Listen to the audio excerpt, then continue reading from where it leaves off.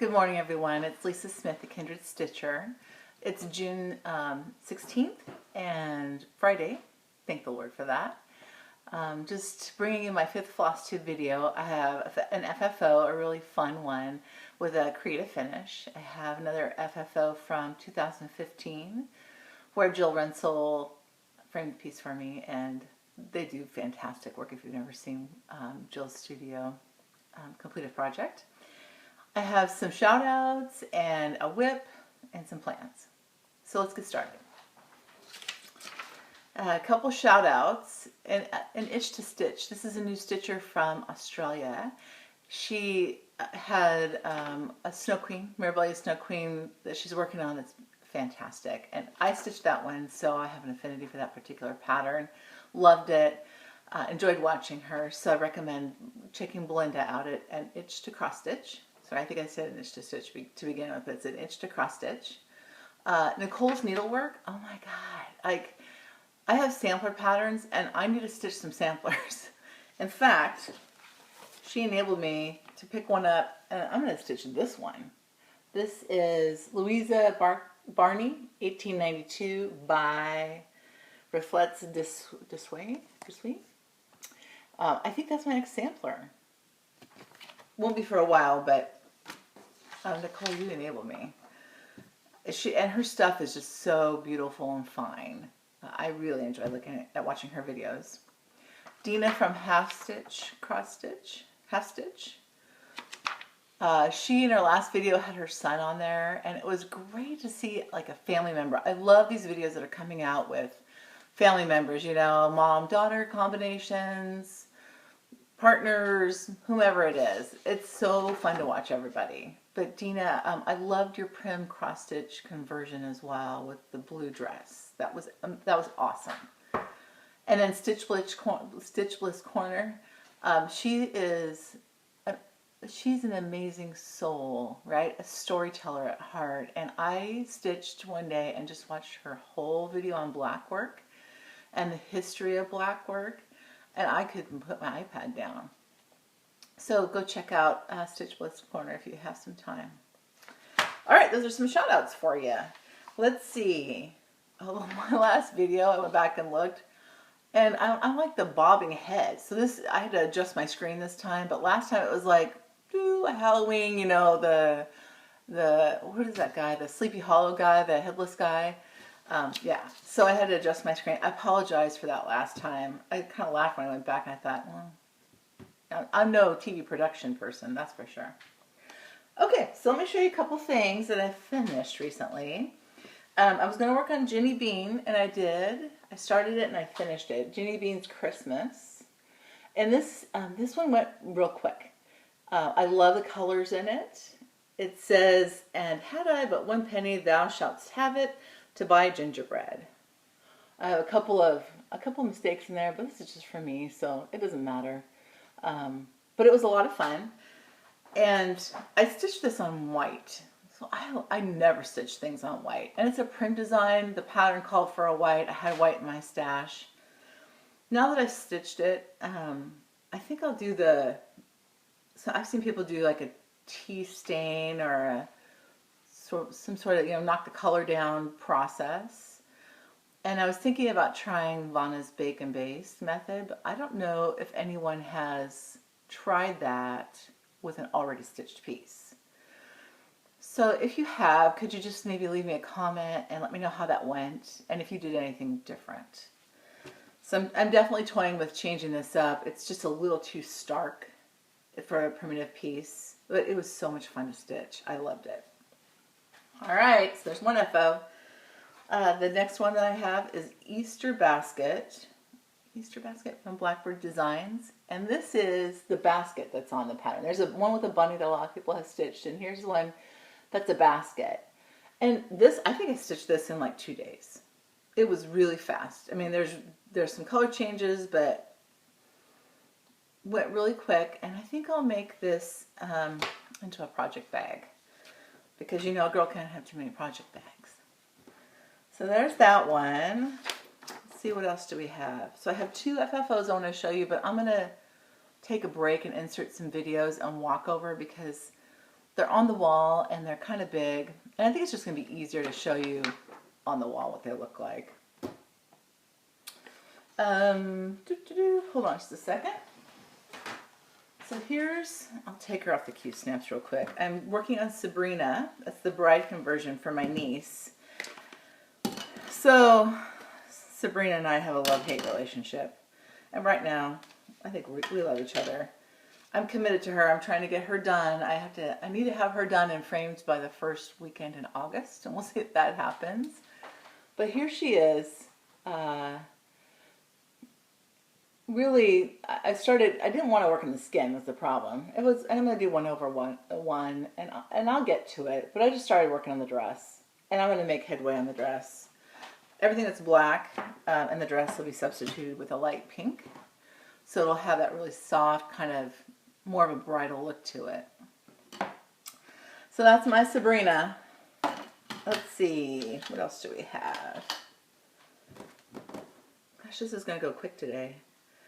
A couple of, actually I think what I'll do right now is I'll insert the video for my vintage birds, Jeanette Douglas finish. And at the end of my last video, I talked a little bit about just really having not a lot of wall space in my house to hang more stitch pieces. So this display allows for changing things in and out, and it's a flat fold display. And I got the flat fold tutorial from Vana and used that to make the display. It was really helpful, Vana. Thank you. So I'll insert that, and then the second video I'll insert is a finish by Bygone Stitches, and it's one of the Christmas Quakers. I think it's the first one. And that one, I don't recall what fabric I stitched it on, but it was a either 32 or 36 count linen. There's only 2 colors on that pattern, and I substituted them. I used Gentle Arts for both. One was Buckeye Scarlet was the red, and Bayberry was the green. So here's what I did. I calculated what I thought I would need for thread, and then I stitched, and then I realized I wasn't going to come close to having enough thread. So I ordered more, and I was worried about the dye-lot. There was a little bit of a difference in the dye-lot, but I was able to I had enough of the first dye-lot to kind of blend it together so it's not terribly noticeable. And then I ran out of the second group of thread, especially the red, because it takes a lot of red. And I figured out that I had intended to stitch 1 thread over 2, but I started with 2 threads over 2, and I didn't account for that. So it was a lot more thread than I originally anticipated. It turned out really well. I loved it. I got a second at the state fair, so I was proud of that. And it's really a beautiful piece. I thought it would be easy to stitch, but when you have I think what I learned is when you have a pattern where you really stitch 1 color most of the time, it's easy to not pay attention. It's easy to be watching TV and be off by a thread. And there are some motifs I had to stitch 2 or 3 times because I was just not paying attention, or I was off by a smidge. So there's that. So I'll stitch those videos. I'll insert those videos right here. All right. So here is the finish that I have that is Jeanette Douglas's Vintage Birds. I picked up the display from Michael's, and I used a 40% off coupon, paid about $20 for it. It comes with some of the clothespins. You could always buy your own if you wanted to, but it comes with some stained clothespins, and it is, you could put flat pieces on it. You could have a little pincushion or an ornament with, that's held up by ribbons, and you can just clip them on there. Your FOs that aren't finished, you could throw up there. Little pieces you can throw in the bins down below. But I just wanted to show you there's a different way of displaying things, and you can get multiple items in there and change it out for the seasons. So I'm going to go up a little bit closer. Sorry for the shakiness. This is simply a flat fold finish that I used Vana's tutorial. It was really easy. And it's held up completely by the clothespins. It's pretty light when you're done. You can see the side of it. I'm going to go over here and show you just how it looks on the side. Instead of putting like the flap between the front and back on a flat fold, it's just basically the front of the flat fold without the back. And I initially forgot to put the little rickrack on it, but it definitely, I pulled that front off and definitely made a big difference putting the rickrack on it. It was great. And the batik I had in my fabric stash, and I used blue because I knew I'd be displaying it here, and the display is green, and if I'd put green it would have been too much green. So it kind of gives it a nice balance. It's got these little birds up here. Isn't that cute? Kind of goes with the bird finished piece here. And then the little stitchy items in the bottom. I haven't put anything in the little name with the little, I guess, label. You could put that something in there if you wanted to. You could weave in flowers and ribbons and all sorts of things to enhance it. So if you don't have a dough bowl, no big deal, right? You can pick something like this up to display your stitchy items in. So one other thing I wanted to point out is that on the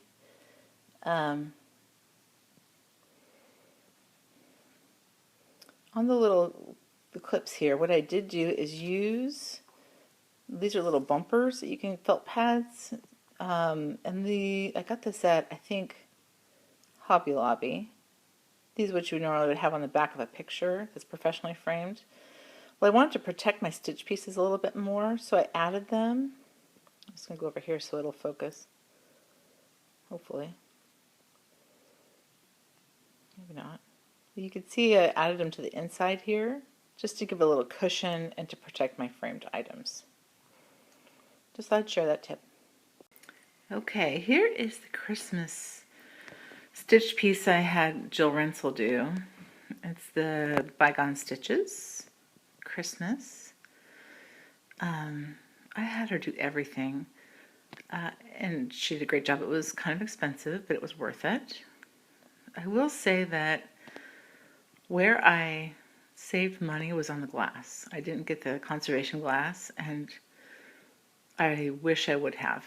So I have just decided anytime I have something professionally framed, I'm going to spend the extra money to have the conservation glass, because you get no glare, like virtually no glare at all with the museum quality glass.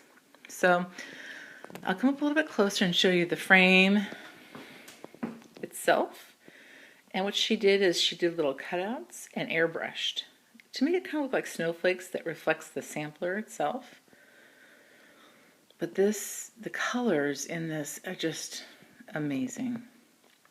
I love the scarlet, Buckeye Scarlet, and the green. And I just leave it up all year round. I don't care if it's Christmas. My walls are kind of painted this buttery color, so it really goes well in my dining room.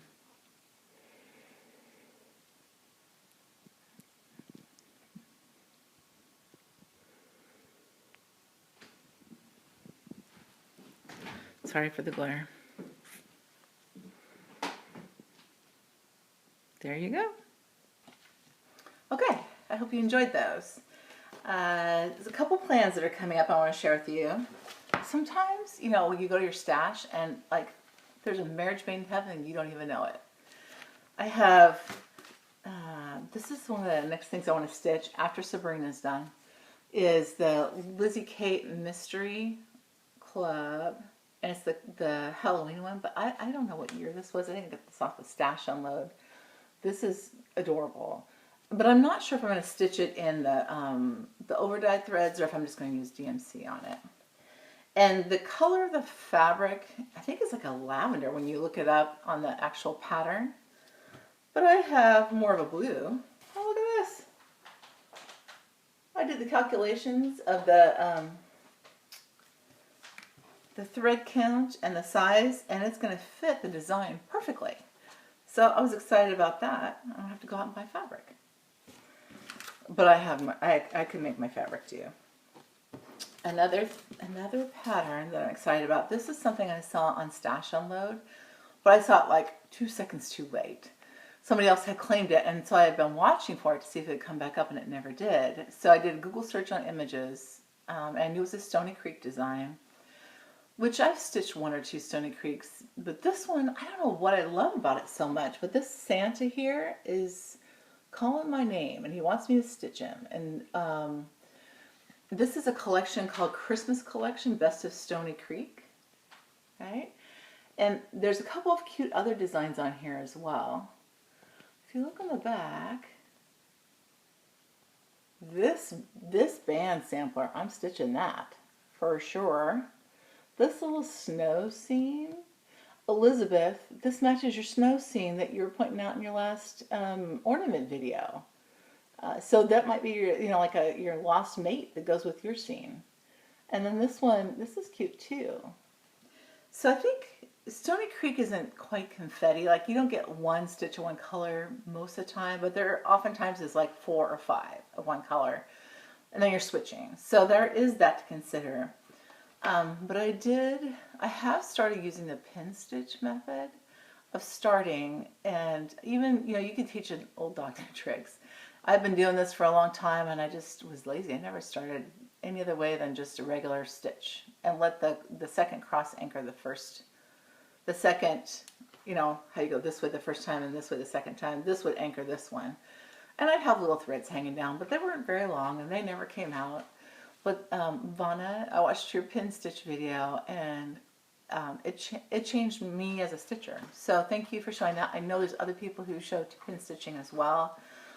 Thank you for sharing in the needlework world. It's definitely helped me have a better stitch product. Okay, so one other thing with this is that I wasn't sure what fabric to use. And then I saw another stitched piece on this. So this is Gothic. Oh, it's got something on it. This is Gothic by Picture This Plus, and it is their crystal, so it's a opal, 32 count linen. This is, oops. This is the other side of it. Just really, you know, a lot of beautiful movement. It's very much a sky.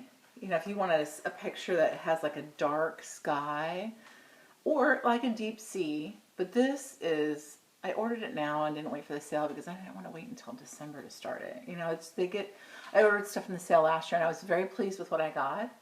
It just takes forever when you get the July sale, and I didn't care if I was going to save a few dollars. I wanted it now.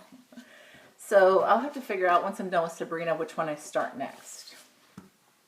And I also have this one kitted up. I still like this. This is Heap on the Wood by Brenda Gervais. That one's kitted, and I was digging around my stash, and I found, I don't know what that is. It got something on it. I'll just see if I can get it out. Well, I'll turn it over and show you this side. This is, I think I got this off a Stash and Load also. It is 33 count Strathaven linen, natural. I got a yard of it, and I think I paid $20-some for it. It's a nice, it's very soft.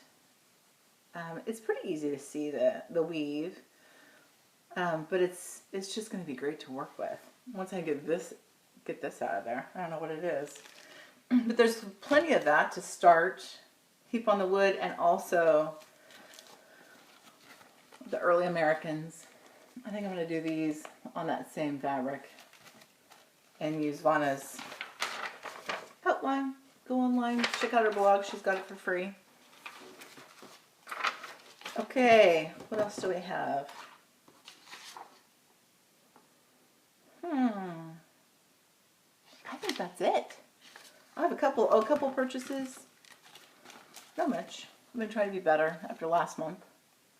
This one, I love this. I think Lori at Mischievous Stitchers might have that one. A couple people were stitching this one. And this one, I didn't buy this when it came out at market. This is Berry Days at Thistledown Farm. Actually, this is a better look at it on the side. I have a hard time with her patterns because her pictures are sometimes this way and sometimes this way, and they're usually not very great quality. I don't know what it is. It doesn't really show the pattern that well. A couple things that I might start this year also is this little one. When I get tired of the big ones, I might start this for this fall. Country Spirits Collection, Oh Joyful Acorn by Sandra Sullivan. That one will take no time at all. I like this one. I don't like the color fabric that it's on, but I love the saying. Use what talents you possess. The woods would be silent if no birds sang there except those who sang best. Right? Who can be the best bird all the time? Not me. That's a lot of pressure. This is Plum Street. I've had this one for quite a while, and I really want to stitch this one. This is Jack's Bash. And it's hard to tell in this picture because it's so small. You don't see as much of the design. But this is fun. This is a lot of fun. And if somebody's done that one, I would love to see a picture of it done. I think the colors are better than maybe what it shows in the picture. But it says, here in the ruffed and autumn bower, the knobby gourd and bitter flower, ye merry make and sing hooray to our friend Jack on his birthday. So it's kind of a primitive Halloween without being gory. I like that. This one's A Breath of Autumn by Chessie and Me. This is in the running too. I might work on this one. I like that little turkey there.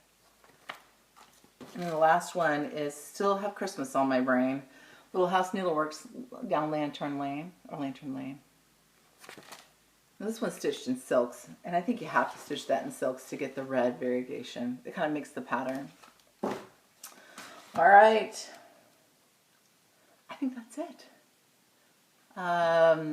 Looking forward to watching just more people.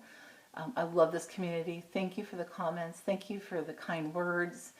Thank you for the people who live close by. Like, I live in a corner of the world where we don't have I don't have an LNS that's close. I have one that's an hour and a half south, and one that's about an hour and 15 minutes north. And we're stretched thin. There's not as high a density of stitchers here as there might be in some other areas of the country. So this really makes me feel connected to you. So I appreciate all the people who are willing to, open their homes and show us your videos and your work. It keeps our craft alive. So have a great Friday, and we will see you next time.